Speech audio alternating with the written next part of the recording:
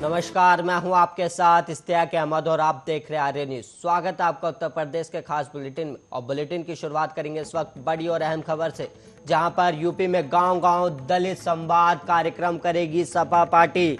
और वहीं आपको बता दें, लोहिया वाहिनी प्रदेश अध्यक्ष ने ये किया ऐलान।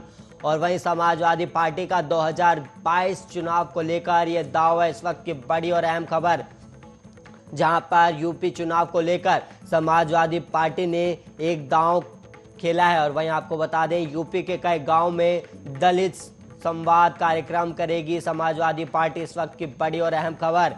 और वहीं आपको बता दें, लोहिया वाहिनी जो सपा पार्टी के प्रदेश अध्यक्ष है, उन्होंने ये ऐलान किया, इस वक्त की बड़ी और अहम खबर, जहां पर अगले साल 2022 में यूपी विधानसभा के चुनाव होने और उसको लेकर समाजवादी पार्टी काफी एक्टिव नजर आ रही है। और वहीं आपको बता दें, यूपी के कई गांव में दलित संवाद कार्यक्रम करेगी समाजवादी पार्टी और लोहिया वाहिनी प्रदेश अध्यक्ष ने इसका ऐलान किया है। और यूपी चुनाव को लेकर सपा का दांव।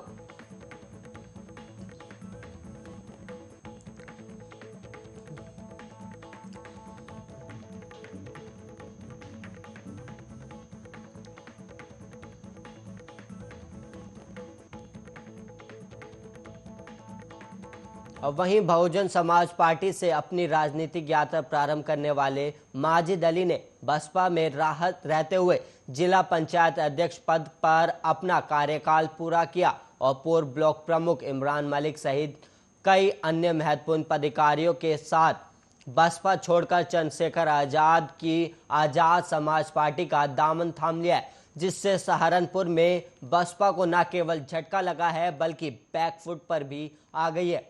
और वहीं आजाद समाज पार्टी के संस्थापक अध्यक्ष चंद्रशेखर आजाद के सामने पार्टी में शामिल होने के बाद पत्रकारों से बातचीत करते हुए उन्होंने कहा कि वो बसपा से मान्यवर कांशी राम के सिद्धांतों और नारों से प्रभावित होकर जुड़े थे। और उनका कहना था कि जिसकी जितनी संख्या भारी उसकी उतनी हिस्सेदारी, और जिसकी वजह से वो जिला पंचायत अध्यक्ष तक पहुंचे। और वहीं उनका ये भी कहना था कि वर्तमान से बसपा में किसी का सम्मान सुरक्षित नहीं है। और उनका ये भी कहना था कि वर्तमान में अगर किसी से कोई विवाद हो भी जाता है तो पार्टी नेतृत्व उसे पहचानने से ही मना कर देगा।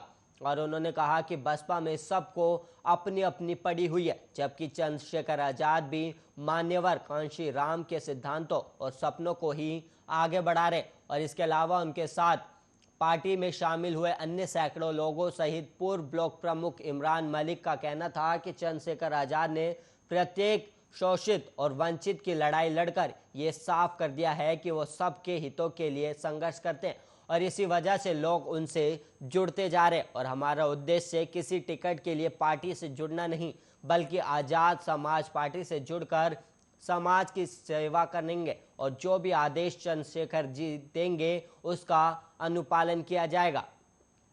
सबसे पहले बाबा साहब को नमन करते हुए माननीय काशीराम जी को और हमारी पार्टी के आज़ाद समाज पार्टी के जो अध्यक्ष हैं आज़ाद भाई, हमारे नेता हैं, उनके नेतृत्व में हमने कल चेयरमैन साहब ने और हमारे बहुजन समाज पार्टी के काफ़ी पदाधिकारियों ने, पार्षदों ने, जिला पंचायत सदस्य ने, सब ने मिलकर आज़ाद समाज पार्टी ज्वाइन की। हमने आज़ाद समाज पार्टी इसलिए ज्वाइन की कि हमारे जो अभी चेयरमैन साहब ने बताया कि दबे कुचले 85% जो लोग हैं उनकी आवाज़ उठाने के लिए हमने की।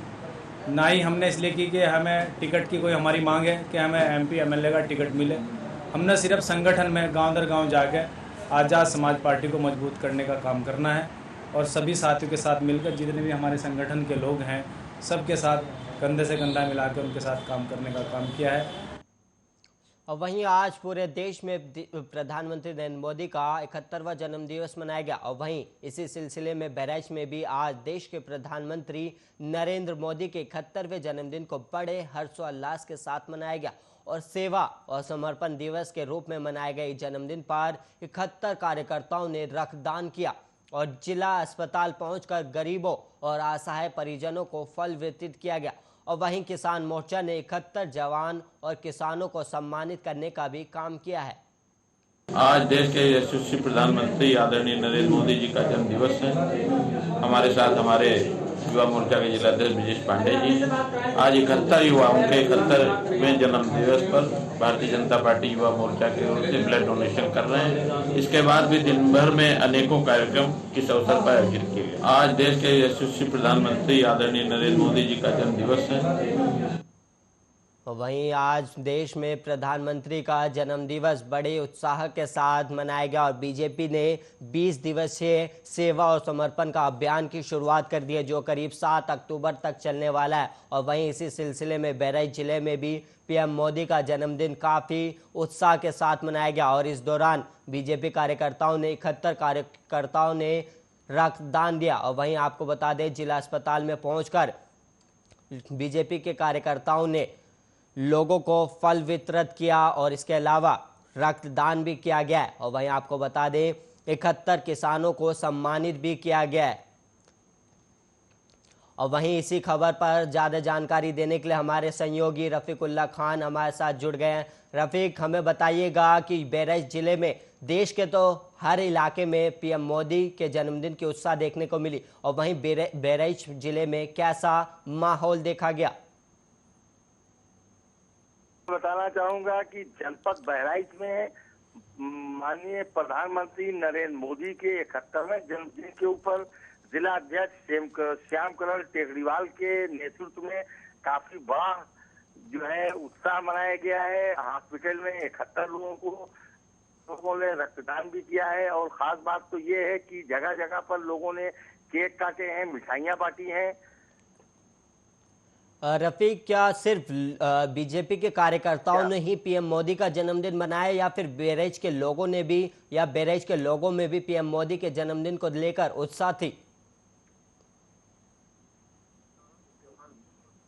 दूसरी बात ये बताना चाहूंगा कि एक नई चीज बहराइच में देखने को मिली जो जनपद बहराइच में कहीं नहीं, पूरे प्रदेश में यह ऐसी खबर नहीं मिली कि यहाँ अल्पसंख्यक महिलाओं ने काफी उत्साह मनाया और केक काटे और केक काटने के बाद जो प्रधानमंत्री मोदी जी के तीसरी बार प्रधानमंत्री बनने की दुआएं की है, उनकी उम्र बढ़ने की दुआएं की हैं। महिलाओं ने काफी उत्साह से उनका जन्मदिन मनाया है। सुभाष त्रिपाठी भाजपा विधायक हैं, उन्होंने जिला चिकित्सालय में जाकर के मरीजों को फल बांटे और जो है उनका हाल चाल जाना। इस तरीके से काफी उत्साह के साथ बहराइच में मोदी जी का जन्मदिन मनाया। रफीक, ये जो 71 जवानों को और किसानों को जो सम्मानित किया गया, ये कौन से किसान थे जिन्हें सम्मानित किया गया है? ये किसान मोर्चे के अध्यक्ष हैं जितेंद्र प्रताप सिंह, जिन्होंने इस कार्यक्रम में हिस्सा लिया है और किसानों को सम्मानित किया है। इसको लेकर भी कई सवाल देखे जा रहे थे कि किसानों को, जो एक तरफ जहां पीएम मोदी का जन्मदिन बन रहा था और वहीं किसान आंदोलन कर रहे थे, क्या ऐसी स्थिति बहराइच में भी देखी गई थी? फिलहाल बहराइच में इस प्रकार की कोई स्थिति सामने नहीं आई है। यहाँ किसानों को सम्मानित भी किया गया है, भूतपूर्व सैनिकों को सम्मानित किया गया है और काफी उत्साह रहा है। और दूसरी तरफ एक चीज और बताना चाहूंगा कि कांग्रेस ने जो है बेरोजगारी दिवस के रूप में ठेला लगा करके सब्जी बेचने का काम किया है आज के दिन। जी रफीक, मैं एक सवाल और लेना चाहूंगा कि यहाँ पर जब बेरोजगारी दिवस मनाया गया तब क्या उन्हें भी पीएम मोदी के जन्मदिन दिवस पर बीजेपी कार्यकर्ताओं ने कुछ सामान वितरण किया या नहीं? कांग्रेस कार्यकर्ताओं ने मार्केट में कुछ लोगों के ठेले लगवाए हैं, ठेले पर सब्जी बिकवाई है और प्रधानमंत्री के जन्मदिन के ऊपर उन्होंने बेरोजगारी दिवस मनाया है। रफीक, बहुत बहुत धन्यवाद इस खबर पर ज़्यादा जानकारी देने के लिए। अब वहीं बढ़ेंगे अगली खबर की ओर, जहां पर यूपी की राजधानी लखनऊ सहित वाराणसी और वहीं प्रधानमंत्री नरेंद्र मोदी आज 71वां जन्मदिवस मना रहे हैं और इसी मौके पर बीजेपी पीएम मोदी के जन्मदिन को भव्य तरीके से मनाया गया। और वहीं बीजेपी ने 20 दिन के राष्ट्रव्यापी अभियान की योजना बनाई है, जो आज से शुरू होकर करीब 7 अक्टूबर को खत्म होगी और इस अभियान को सेवा और समर्पण अभियान नाम दिया गया है। दरअसल 20 दिन के इस अभियान के पीछे वजह यह है कि आज से 20 दिन बाद यानी कि 7 अक्टूबर को 20 साल पहले पीएम मोदी ने गुजरात के मुख्यमंत्री के रूप में शपथ ली थी और इसे देखते हुए बीजेपी ने इस अभियान को 7 अक्टूबर तक चलाने का फैसला लिया है। और वहीं बीजेपी ने इसके लिए 4 सदस्य समिति बनाई जो पार्टी कार्यकर्ताओं के लिए कार्यक्रम आयोजित करेंगे। और वहीं आपको बता दें कि समिति का नेतृत्व कैलाश विजयवर्गीय कर रहे हैं। और वहीं बताया जा रहा है कि रक्तदान शिविर, मोदी के जीवन पर प्रदर्शनी जैसे कार्यक्रम इस अभियान के तहत आयोजित किए जाएंगे। और साथ ही पार्टी के सभी कार्यालयों से लाखों की संख्या में पोस्ट कार्ड पीएम मोदी को भेजे जाएंगे। और पूरे देश की तर्ज पर प्रधानमंत्री नरेंद्र मोदी के जन्मदिन को मनाने की तैयारी में जुटी बीजेपी ने पश्चिम बंगाल, छत्तीसगढ़, जम्मू सहित उत्तर प्रदेश में भी भव्य जश्न मनाने की तैयारी की थी। और वहीं इसी खबर पर ज्यादा जानकारी देने के लिए हमारे सहयोगी शाहिद मंसूरी जुड़ गए। शाहिद, इसी खबर पर अपडेट दीजिएगा। जी, मैं आपको बता दें कि प्रधानमंत्री नरेंद्र मोदी जी का जन्मदिन 17 दिसंबर 1950 को हुआ था। बेहद कम उम्र में उन्होंने अपना घर छोड़ दिया था। तभी से ही वे अकेले जीवन जीने की कोशिश की। शुरुआत में राष्ट्रीय संयुक्त संघ, फिर भारतीय जनता पार्टी के लिए पीएम मोदी ने अलग स्तर पर काम किया। साल 2001 में उन्होंने गुजरात का मुख्यमंत्री बनाया गया। साल 2014 तक वह गुजरात के पीएम रहे और फिर देश के प्रधानमंत्री, अभी तक नरेंद्र मोदी के देश के प्रधानमंत्री हैं। मैं एक सवाल और पूछना चाहूंगा इस पर कि ये जो पोस्ट कार्ड से पीएम मोदी को पत्र भेजे जाएंगे, ये कौन लोग भेजेंगे?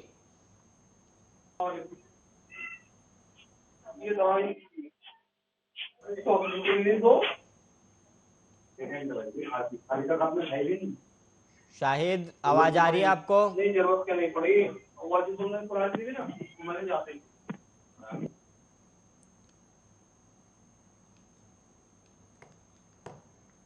हमारा शायद मंसूरी से तकनीकी खराबी के चलते संपर्क टूट गया। वहीं आपको बता दें पीएम मोदी का आज 71वां जन्मदिवस है और वहीं इस जन्मदिवस पर पूरे देश में भव्य तरीके से मनाया गया। और वहीं आपको बता दें पूरे देश की तर्ज पर प्रधानमंत्री नरेंद्र मोदी के जन्म दिवस पर कई कार्यक्रम भी आयोजित किए गए, जैसे रक्तदान शिविर, और वहीं कई लोगों को सम्मानित किया गया। वहीं आपको बता दें इसी खबर पर दोबारा हमारे साथ हमारे सहयोगी शाहिद मंसूरी जुड़ गए हैं। शाहिद, अपनी बात कंप्लीट कीजिएगा।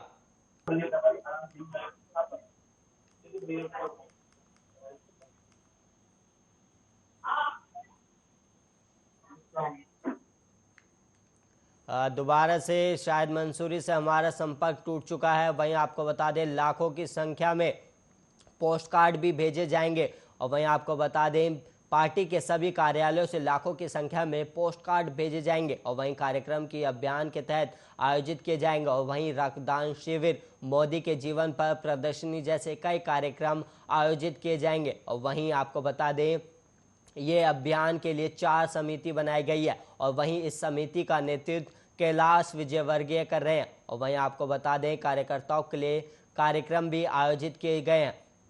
और वहीं बीजेपी ने 20 दिन के राष्ट्रव्यापी अभियान की योजना बनाई है। प्रधानमंत्री नरेंद्र मोदी का आज 71वां जन्म दिवस है, जहां पर इस मौके पर बीजेपी ने पीएम मोदी के जन्मदिन को भव्य तरीके से मनाया। और बीजेपी ने 20 दिन के राष्ट्रव्यापी अभियान की योजना भी बनाई है, जो आज से शुरू होकर 7 अक्टूबर को खत्म होगी। और इस अभियान को सेवा और समर्पण अभियान का नाम दिया गया है, क्योंकि इस दौरान बीजेपी के कार्यकर्ता अलग अलग जगहों और अलग अलग इलाकों में लोगों की मदद करेंगे और इस दौरान कई कार्यक्रम भी आयोजित किए जाएंगे। और वहीं आपको बता दें 20 दिन के इस अभियान के पीछे की वजह क्या है, तो वो वजह ये है कि आज से 20 दिन बाद यानी कि 7 अक्टूबर को 20 साल पहले पीएम मोदी ने गुजरात के मुख्यमंत्री पद की शपथ ली थी।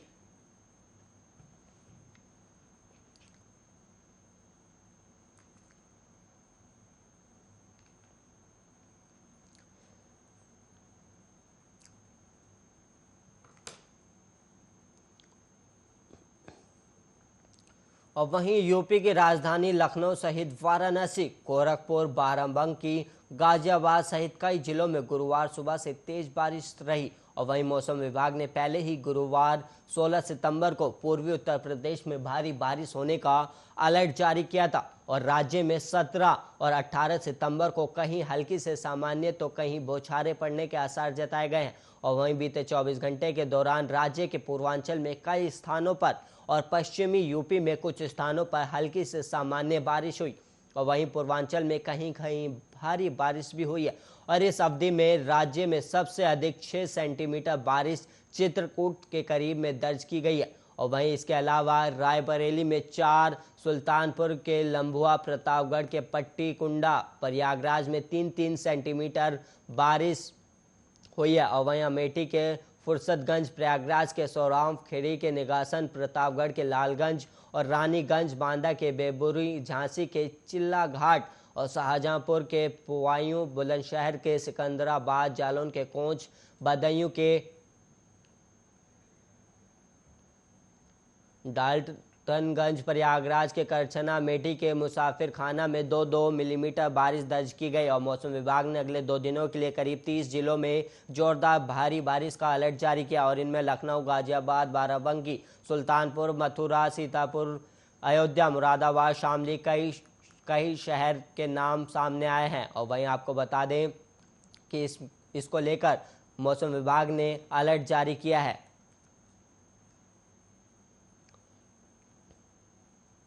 और वहीं उत्तर प्रदेश में वायरल फीवर के साथ डेंगू का प्रकोप जारी है और वहीं मेरठ में स्वास्थ्य विभाग और जिला प्रशासन द्वारा इंतजाम किए जा रहे, लेकिन सरकारी अस्पतालों में स्टाफ की कमी मरीजों और उनके देखभाल करने वालों पर भारी पड़ रही है। और मेरठ जिला अस्पताल में आज सुबह 8 बजे लिफलेट काउंटर खुलते ही लोग खिड़की पर इलाज के लिए आते हैं और मौसमी बुखार और डेंगू बुखार के चलते ओपीडी में मरीजों और उनके देखभाल करने वालों की लंबी कतारें नजर आती हैं और 2 डॉक्टर देख रहे हैं। और वहीं आपको बता दें एक दिन में करीब 1200 से 1500 मरीज, लेकिन सरकारी अस्पताल में डॉक्टरों के अलावा अन्य मेडिकल स्टाफ की कमी के कारण भर्ती मरीजों और उनके देखभाल करने वालों को सबसे ज़्यादा परेशानियों का सामना करना पड़ रहा है।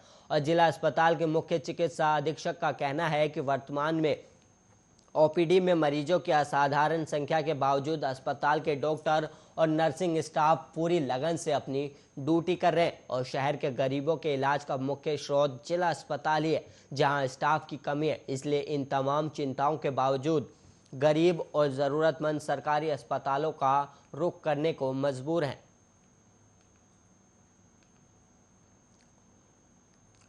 और वहीं अगली खबर बुलंदशहर से है, जहां पर बुलंदशहर पुलिस के हाथ लगी है बड़ी कामयाबी। और वहीं आपको बता दें पुलिस ने भारी संख्या में वाहनों के कटे हुए पार्ट्स पुर्जे बरामद किए और पुलिस ने इस घटना से जुड़े 6 अभियुक्तों को गिरफ्तार किया। और बुलंदशहर पुलिस ने गिरफ्तार अभियुक्तों के कब्जे से 6 बसें और 9 ट्रकों का बरामद किया है, जिसके बाद बुलंदशहर के एसएसपी संतोष कुमार ने इस घटना पर अपना बयान भी जारी किया। क्या है वो बयान, आपको सुनवाते हैं।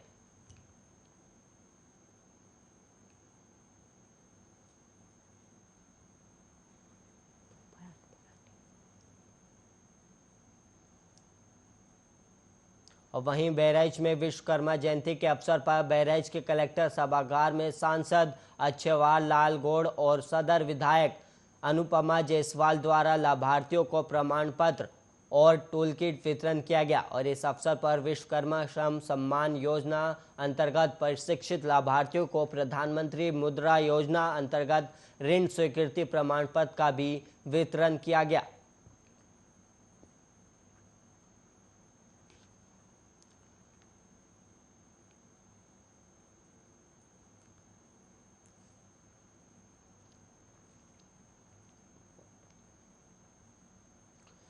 और वहीं यूपी बीजेपी उन सीटों पर अतिरिक्त कोशिश कर रही है जहां 2017 के विधानसभा चुनावों में पार्टी हार गई थी और मुख्यमंत्री योगी आदित्यनाथ और यूपी बीजेपी के अध्यक्ष स्वतंत्र देव सिंह ने आगे बढ़कर मतदाताओं तक पहुंचने के लिए इन निर्वाचन क्षेत्रों का दौरा करना शुरू कर दिया है। और पार्टी के एक वरिष्ठ अधिकारी ने कहा कि मुख्यमंत्री सहित पार्टी नेतृत्व ने उन सीटों पर विशेष ध्यान देने का फैसला किया है जो पार्टी पिछले विधानसभा चुनावों में हार गई थी। और उन्होंने कहा कि 2017 के विधानसभा चुनावों में हम लगभग 80 सीटें हार गए थे और हम अगले साल होने वाले राज्य चुनावों में इन सीटों को जीतने के लिए काम कर रहे हैं। और वहीं सीएम योगी आदित्यनाथ और प्रदेश अध्यक्ष सिंह भविष्य में इन सभी निर्वाचन क्षेत्रों का दौरा करेंगे और अपनी यात्रा के दौरान योगी आदित्यनाथ और स्वतंत्र सिंह देव लोगों से बातचीत भी करेंगे और उन्हें केंद्र और राज्य में बीजेपी सरकार के कार्यों के बारे में भी बताएंगे। और बीजेपी के प्रवक्ता हरीश चंद्र मिश्र श्रीवास्तव ने बताया कि उत्तर प्रदेश के मुख्यमंत्री और पार्टी के प्रदेश अध्यक्ष ने उन विधानसभा क्षेत्रों का दौरा करना भी शुरू कर दिया है जहां वो पिछले साल चुनावों में हार गए थे। और उन्होंने कहा कि मुख्यमंत्री आदित्यनाथ और प्रदेश अध्यक्ष सिंह केंद्र और उत्तर प्रदेश में बीजेपी सरकार द्वारा शुरू की गई कई विकास और कल्याणकारी पहलों के बारे में लोगों को समझाने के लिए सार्वजनिक रैलियां और बैठकें करेंगे और इस तरह का पहला कार्यक्रम कुशीनगर में आयोजित किया जाएगा। और वहीं जीवन साथी चुनने को लेकर इलाहाबाद हाईकोर्ट ने एक अहम फैसला सुनाया। और वहीं हाईकोर्ट ने कहा है कि अगर कोई व्यक्ति दूसरे धर्म में शादी करना चाहता है तो इसके लिए वो स्वतंत्र है। और फैसला सुनाते हुए हाईकोर्ट ने कहा कि अगर कोई बालिग ऐसा करता है तो माता पिता को भी उसके वैवाहिक जीवन में हस्तक्षेप करने का अधिकार नहीं है। और इस दौरान हाईकोर्ट ने यह भी कहा कि अगर उन्हें कोई खतरा महसूस होता है तो पुलिस सुरक्षा की मांग करे और पुलिस को सुरक्षा देनी होगी। और वहीं आपको बता दें कि एक मुस्लिम महिला ने हिंदू युवक से शादी की थी और शादी के बाद महिला ने जिलाधिकारी से हिंदू धर्म अपनाने की अनुमति मांगी और महिला की मांग के बाद जिलाधिकारी ने इस संबंध में पुलिस थाने से रिपोर्ट मांगी। और जिलाधिकारी के आदेश पर पुलिस ने बताया कि युवक के पिता शादी से राजी नहीं है और वहीं लड़की के परिजन भी इस शादी के खिलाफ है। और शादी के बाद महिला को खुद और उसके पति को जान का खतरा महसूस हुआ, जिसके बाद महिला ने कोर्ट में याचिका दायर कर न्याय की गुहार लगाई है। और महिला की गुहार के बाद हाईकोर्ट ने कहा कि इस शादी में कोई भी व्यक्ति हस्तक्षेप ना करे। और सुनवाई के दौरान हाईकोर्ट ने यह भी कहा कि दोनों को पुलिस की ओर से सुरक्षा दी जाए। और सुनवाई के दौरान हाईकोर्ट ने साफ किया कि किसी भी बालिग को जीवन अपने तरीके से जीने का पूरा अधिकार है और ऐसे में किसी को हस्तक्षेप नहीं करना चाहिए।